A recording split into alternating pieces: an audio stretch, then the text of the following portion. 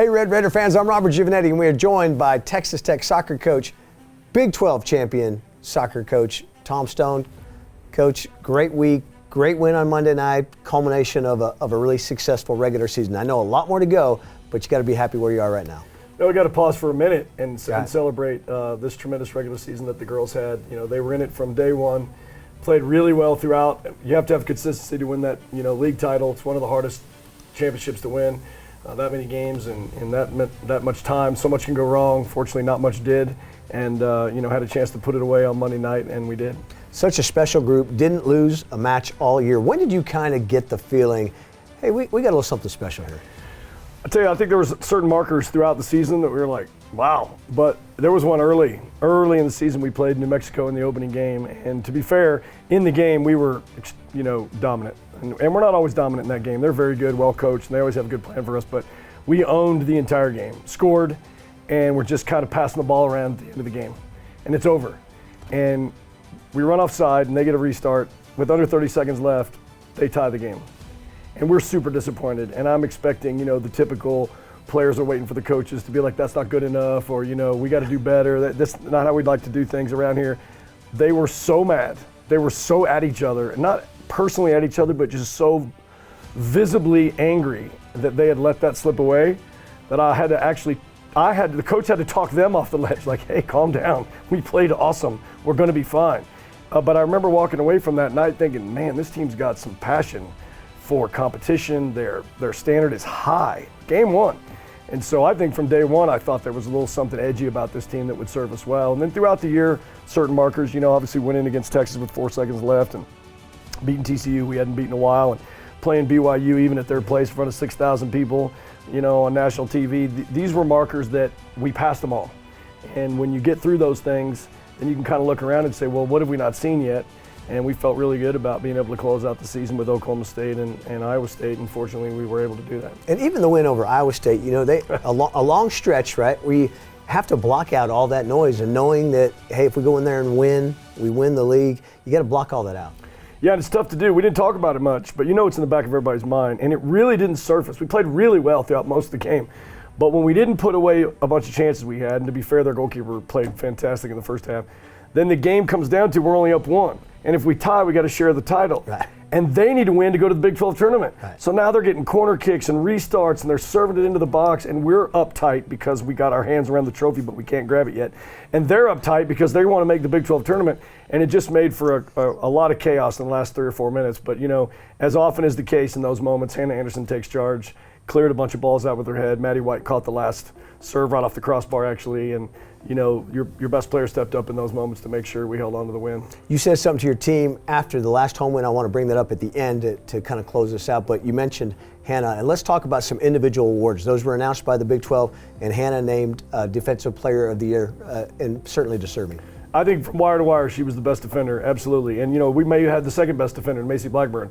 I mean, those two were just tremendous this year across our whole back line.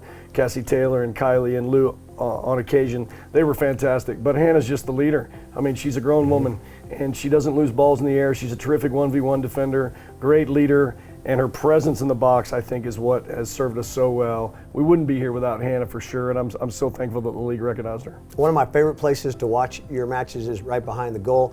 Love watching Maddie White play, and she is probably the best in the country, named the goalkeeper of the year. Yeah, it wouldn't surprise me if she's a number 1 or number 2 pick in the draft for goalkeepers, and for sure she had a tremendous year, her best year of her college career. Her maturity has really been remarkable, watching her grow through, and she got a year with Blair Quinn, one of the best goalkeeper coaches in the country, and 3 years with Gibbs, who did a great job as well. So she was ready to have this year. And none of that has anything to do with the fact that she's got more athleticism than most keepers will ever have. I'd say she's freakishly athletic. And there's so many times when the other team's got their hands up, and I'm thinking, oh no, that's going in, and she's like, not so fast, people, and she'll push it around the post. And a 4-time state high jump champion in Texas, the girl can leap. And so, again, just so pleased that the rest of the league recognized her as the best keeper this year. Yeah, we mentioned kind of 2 seasoned veterans there. Also great youth, and we see Sam wins Freshman of the Year. Yeah, I mean, that's a tremendous accomplishment. Anytime you have the Rookie of the Year, it's a big deal. It speaks to the recruiting efforts. It speaks to, all the people we had to fight with to get Sam to come here.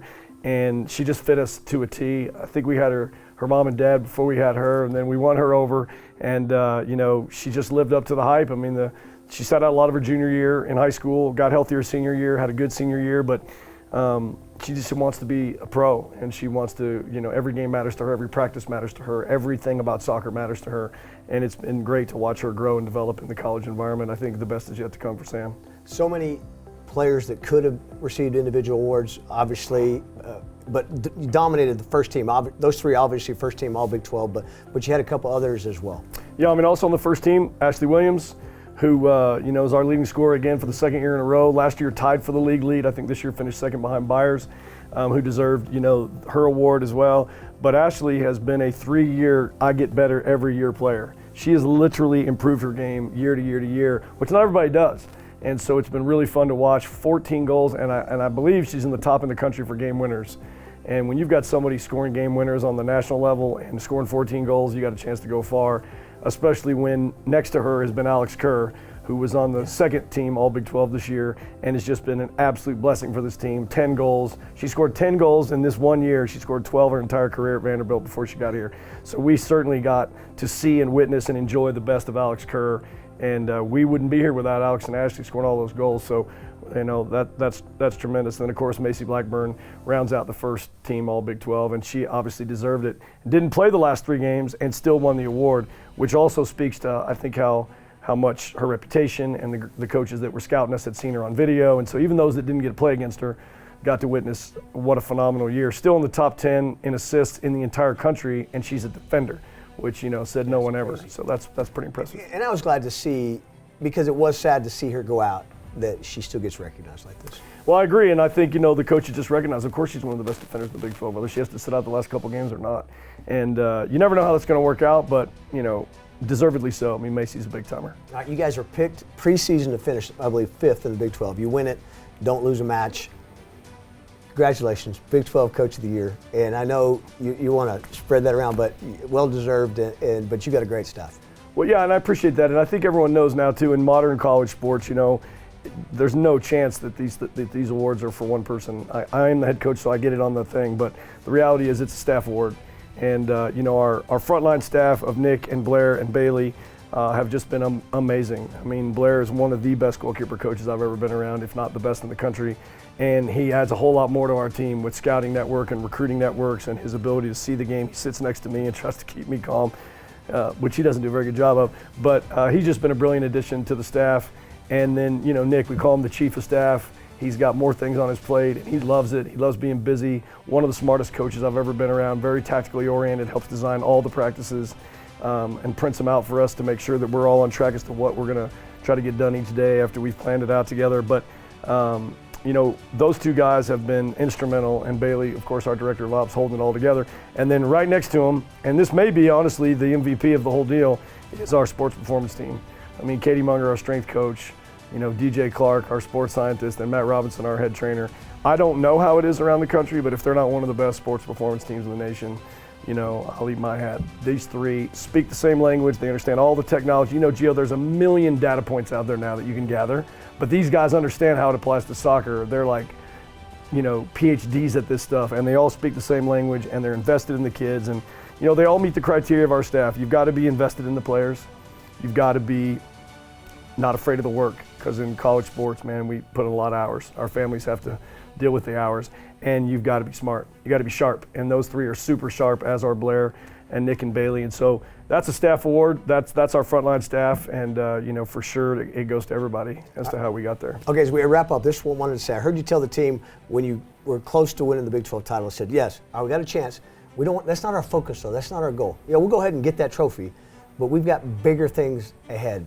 How does that translate as you get ready now for the NCAA? You got the Big 12 tournament, obviously, next week in Round Rock, but moving forward, you guys have bigger goals in mind. I just think that for too many years our teams have talked too much about the Big 12. That can't be your destination. If it is, if that's your only goal, then you don't make it, then you feel like your season was a failure.